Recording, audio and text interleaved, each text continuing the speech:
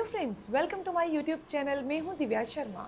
Video को start करते हैं, लेकिन उससे पहले मैं आपको कहना चाहती हूं, जो आप मेरी वीडियोस को इतना लाइक करते हैं, उन्हें पसंद करते हैं, उसके लिए आपको हृदय की गहराइयों से मुस्कुराहट के साथ विनम्रतापूर्वक धन्यवाद। आज मैं आपको बताने जा रही हूँ घुटनों के दर्द के बारे में।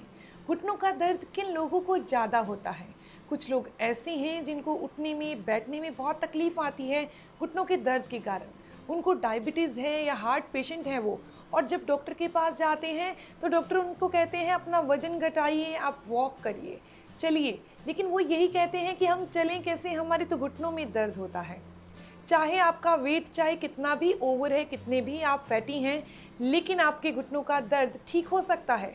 आपके घुटने दोबारा नए जैसे हो सकते हैं अगर आप मेरी ये वीडियो देख रहे हैं। तो अगर इस ट्रीटमेंट को अगर आप फॉलो करते हैं, इसमें बताई गई सावधानियों को अगर आप फॉलो करते हैं, तो वो दिन दूर नहीं है कि जब आप ये कहेंगे कि मेरे घुटने अब पहले जैसे हो चुके हैं, मैंने चेंज नहीं करवाए, बदलवाए नहीं है, लेकिन अब वो बिल्कुल ठीक है। तो उसके लिए आपको इस वीडियो को सुनना होगा और इसे अमल करना होगा, यानी फॉलो करना होगा। तो आपने क्या करना है, सबसे पहले आपको एक चीज़ बता दूं कि इस वीडियो में मैं कवर करूंगी कि आखिर किन कारणों से घुटनों का दर्द होता है, इसके लक्षण क्या हैं। बहुत सारे लोगों को ये होगा कि लक्षण क्या होंगे, घुटनों में दर्द होगा। नहीं, लक्षणों को भी जानना ज़रूरी है। उसे अकेला घुटनों का दर्द आप नहीं समझिए। इसके अलावा इस वीडियो में जानेंगे ट्रीटमेंट और सावधानियां, और आपने कौन से टेस्ट करवाने हैं अगर आपके घुटनों में दर्द है, ताकि आपको पता चले कि आखिर वो दर्द किन कारणों से हो रहा है। तो सबसे पहले आपको बता दूं कि अगर आप 30 या 35 से ऊपर हो चुके हैं तो आपको सिक्योर होने की ज़रूरत है। 60 साल के बाद अगर कोई इंसान अपने घुटनों का चेकअप करवाता है तो एक्सरे में या फिर चेकअप में उनकी हड्डियों में, उनके घुटनों के अंदर ऑस्टियोआर्थराइटिस नहीं आता है, यानी कि घुटनों के दर्द की समस्या उनके अंदर हो चुकी है। तो आखिर ये किन कारणों से होती है, इसे कैसे दूर करें? तो आपको छोटी सी एक ऐसी चीज़ बताने जा रही हूँ जिससे आपको पता चल जाएगा कि आखिर घुटनों का दर्द किन लोगों को ज़्यादा होता है। फिर जानेंगे कि हमने इसका ट्रीटमेंट कैसे करना है। तो एक सेकेंड, एक चीज़ देखिएगा। हमारे जो घुटने होते हैं ना, वो 4 हड्डियों से मिलकर बने होते हैं। 4 हड्डियाँ होती हैं, 2 नहीं होती, 4 हड्डियों से मिलकर बने होते हैं। पहली और ऊपर वाली हड्डी को, यानी कि जो घुटना जो होता है ना, उसके ऊपर वाली हड्डी को फीमर कहते हैं। नीचे वाली एक हड्डी को टिबिया कहते हैं, तो दूसरी को फिबुला कहते हैं। और बीच में उनके एक चक्की बनी होती है, जिन्हें आम तो चक्की कहते हैं, लेकिन उसे मेडिकल भाषा में पैटिला कहते हैं। इस जो चक्की होती है ना, इसके अंदर एक फ्लूइड भरा होता है। इस चक्की के अंदर एक फ्लूइड भरा होता है जिसे साइनोवियल फ्लूइड कहते हैं। कुछ लोग इसे लुब्रिकेंट कहते हैं, लेकिन उस फ्लूइड का नाम है साइनोवियल फ्लूइड। इसके अंदर साइनोवियल फ्लूइड भरा होता है जो कि टोटली कैल्शियम का बना होता है। ये कैल्शियम का बना एक साइनोवियल फ्लूइड है, जिसे मेडिकल भाषा में कुशन भी कहा जाता है। इसे कुशन क्यों कहा जाता है तो ये भी बता दूं, क्योंकि ये जो साइनोवियल फ्लूइड है ना, ये इन तीनों हड्डियों के ऊपर एक जैसे शनील, एक सॉफ्ट सा कपड़ा होता है ना, उस तरीके से चढ़ा होता है। इनके ऊपर एक कोटिंग चढ़ी होती है साइनोवियल फ्लूइड की, कैल्शियम से बने साइनोवियल फ्लूइड की एक कोटिंग इनके ऊपर चढ़ी होती है। जब भी हम चलते हैं ना, तो ये आपस में इस तरीके से टकराते हैं। इस तरीके से घुटना मुड़ता है धीरे धीरे, लेकिन जब मुड़ता है, अगर ये साइनोवियल फ्लूइड जो है पूरा है, उसमें कोई खराबी नहीं आई, हमारे कुशन नहीं घसे, तो कोई आवाज़ नहीं होगी, कोई दर्द नहीं होगा। लेकिन अगर ये साइनोवियल फ्लूइड जो है वो घस चुका है, ख़त्म हो चुका है, तो जैसे ही हमारे घुटने आपस में टकराते हैं तो दर्द होता है। तो इसी प्रॉब्लम को ऑस्टियोआर्थराइटिस नी कहते हैं, यानी कि साइनोवियल फ्लूइड के घसने को, ख़त्म होने को, कुशन के घटने को ही घुटनों का दर्द कहते हैं। तो अब जानते हैं कि ये किन कारणों से होता है। जब हमारे जो ये हड्डी है ना, ऊपर वाली हड्डी जो होती है, इसके ऊपर जो मसल चढ़ा होता है, मांस चढ़ा होता है, उसमें खिंचाव होने से भी घुटनों का दर्द होने लगता है। इसके अलावा इसके अंदर डिस्क भी बनी होती है। जो ये चक्की है ना, पैटिला है, इसके अंदर एक डिस्क बनी होती है। अगर वो डिस्क अपनी जगह से खिसक जाती है, हिल जाती है, बाहर की ओर हो जाती है, तब भी घुटनों के अंदर दर्द होने लगता है। इसके अलावा अगर हमारी हड्डियों में टेंडिनाइटिस आ चुका है, यानी घुटने धीरे धीरे मुड़ने शुरू हो गए हैं, तब भी दर्द होने लगता है। कुछ लोगों को घुटनों में दर्द गाउट की समस्या के कारण होता है, कुछ लोगों को घुटनों में दर्द रूमेटाइड अर्थराइटिस की प्रॉब्लम के कारण होता है, तो कुछ लोगों को घुटनों में दर्द किसी फ्रैक्चर के कारण होता है। तो अब मैं आपको बताने जा रही हूँ घुटनों का दर्द आपका कैसा भी है, चाहे तो गाउट के कारण है, ऑस्टियोआर्थराइटिस नी के कारण है, टेंडिनाइटिस के कारण है या फ्रैक्चर हो चुका है, तो हम घुटनों के दर्द को कैसे ठीक कर सकते हैं। अगर आप सावधानियों को फॉलो करें, ट्रीटमेंट को फॉलो करें, तो 100% आपको घुटने बदलवाने नहीं पड़ेंगे। वीडियो में आगे चलते हैं, लेकिन आपको मैं कहना चाहती हूँ कि अगर आपको ये वीडियो अच्छी लग रही है तो आप इसे लाइक ज़रूर करिएगा, क्योंकि आपके लाइक से मेरा मोटिवेशन अप होता है। तो चलते हैं वीडियो में आगे। तो अब मैं आपको बताने जा रही हूँ घुटनों के दर्द के लक्षण क्या हैं। आपको ये बात मजाक लगेगी, लेकिन आपको बताऊंगी तो आपको असलियत भी लगेगी। अगर आपके घुटनों का दर्द रात को सोते टाइम ज़्यादा होता है तो ऑस्टियोआर्थराइटिस नी है, यानी आपके जो ये कुशन है ये घस चुका है। इसके अलावा अगर सर्दियों के दिनों में आपके घुटनों में दर्द ज़्यादा होता है तो भी ये कुशन घस चुका है। इसके अलावा अगर आप बैठे हैं तो आपको कोई दर्द नहीं हो रहा, लेकिन जैसे ही आप चलना शुरू करते हैं, खड़े होते हैं, यानी कि घुटनों को मूव करते हैं, तो दर्द होता है आपके घुटनों में, तब भी आपको ऑस्टियोआर्थराइटिस नी है, यानी कि ये कुशन जो है घस चुका है, ये फ्लूइड जो है अंदर का साइनोवियल फ्लूइड खत्म हो चुका है। इसके अलावा घुटनों में फ्लेक्सिबिलिटी खत्म हो चुकी होती है, उनमें स्वेलिंग आ जाती है, स्टिफनेस आ जाती है घुटनों में, तो ये घुटनों के दर्द यानी कि ऑस्टियोआर्थराइटिस नी के लक्षण हैं। तो अब मैं आपको बताने जा रही हूँ कि इसका ट्रीटमेंट आपने कैसे करना है। सबसे पहली चीज़ साइनोवियल फ्लूइड, यानी जिसे कुछ लोग ग्रीस कहते हैं, तो कुछ लोग इसे लुब्रिकेंट कहते हैं, कुछ लोग इसे कुशन कहते हैं, तो इसको दोबारा पैदा करना होगा ताकि हमें घुटने बदलवाने की नौबत नहीं आए। इसे पैदा करने के लिए और वापस अपने घुटनों को नया जैसा बनाने के लिए दो चीज़ें आपकी बॉडी में होनी बहुत ज़रूरी है। अगर इन दो चीज़ों की कमी है तो कभी भी घुटने सही नहीं हो सकते।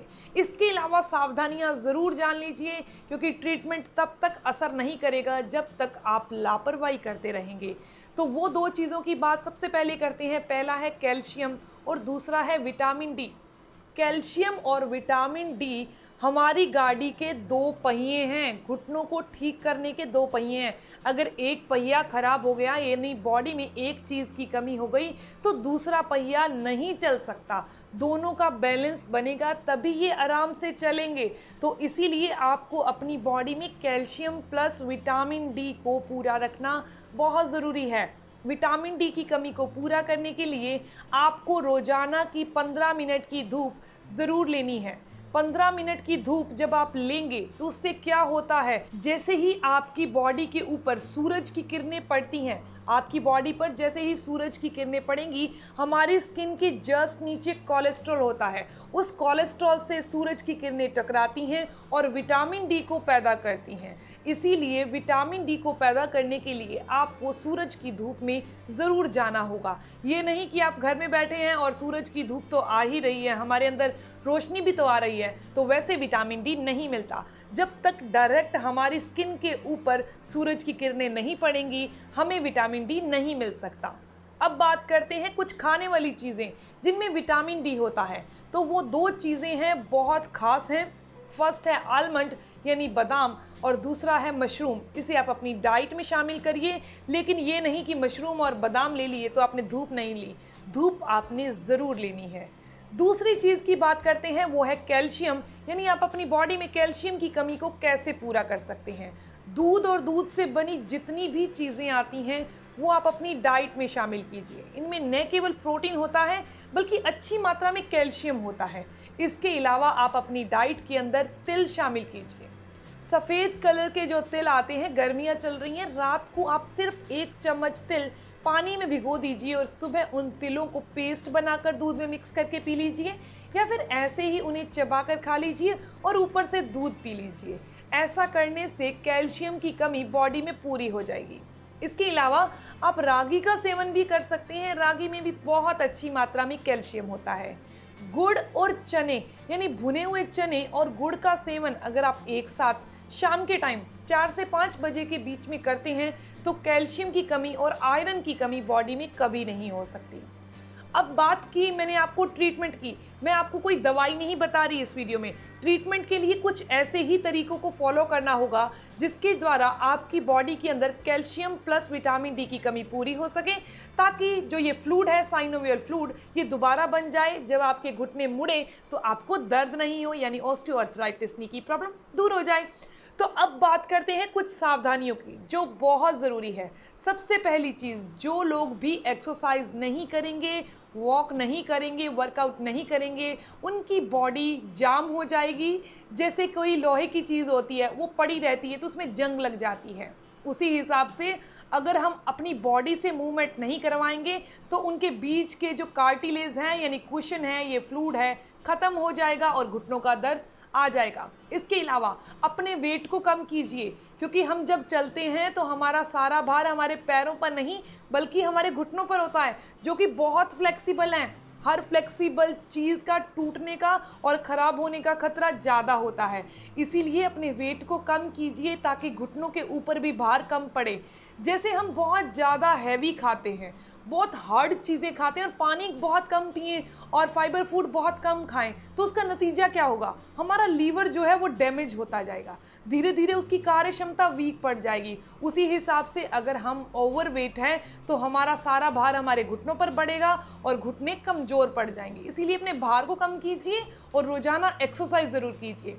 अगर आप पैदल नहीं चल पाते, आपका वेट ज़्यादा है, तो आप साइकिलिंग वाली एक्सरसाइज कीजिए। जब आप साइकिलिंग वाली एक्सरसाइज करेंगे मतलब क्या हुआ, आपके पैरों से, आपकी टांगों से मूवमेंट हो रही है। मैं आपको बताने जा रही हूँ एक्सरसाइज कौन सी करनी है, लेकिन आप नेक्स्ट वीडियो यानी कल की वीडियो में पूरी एक्सरसाइज देखना, जो अब मैं आपको करके बताऊंगी कि वो एक्सरसाइज घुटनों के लिए मैं आपको 7 ऐसी एक्सरसाइज बताऊंगी जो हर एक उम्र का इंसान कर सकता है, चाहे वो बहुत मोटा है चाहे पतला है। अगर आपके घुटनों में दर्द होता है तो उस एक्सरसाइज को दिन में 3 बार करिएगा, आपको रिजल्ट उसी टाइम मिल जाएगा। क्योंकि घुटनों का दर्द ये नहीं है कि परमानेंट हो गया तो हो गया, अब ये दूर होने वाला नहीं है, ऐसा नहीं है। तो इसीलिए आप एक्सरसाइज कीजिए, फिजियोथेरेपी लीजिए। इसके अलावा जैसे कि मैंने आपको बताया था, मैं आपको बताऊंगी कि आप कौन से चेकअप करवा लीजिए ताकि आपको पता लग जाए कि क्या आपके घुटनों के अंदर ये साइनोवियल फ्लूइड खत्म हो चुका है या नहीं, क्या ये सिर्फ जस्ट एक मसल पेन है या फिर आप किसी दिन बहुत ज़्यादा चल लिए थे तो दर्द हो रहा है। तो आप एक्सरे करवाइए, एक्सरे के अंदर ये शो हो जाता है कि ये साइनोवियल फ्लूइड खत्म हो चुका है या अभी है। इसके अलावा आप सीटी स्कैन करवा सकते हैं और आप एमआरआई भी करवा सकते हैं। तो ये थी बहुत ही खास इन्फॉर्मेशन, घुटनों के दर्द को ठीक करने के लिए हमें अपनी बॉडी में किन चीज़ों को पूरा करना है। अगर आपको ये इन्फॉर्मेशन अच्छी लगी तो आप लाइक ज़रूर करिएगा और अपने फ्रेंड्स के साथ ज़रूर शेयर करिएगा। अगर आप कुछ पूछना चाहते हैं तो अपने कमेंट्स के थ्रू ज़रूर पूछिए, आपके हर एक सवाल का जवाब ज़रूर दिया जाएगा। मिलते हैं नेक्स्ट वीडियो में, तब तक के लिए stay healthy, always be happy. Thank you for watching my video. Okay, bye.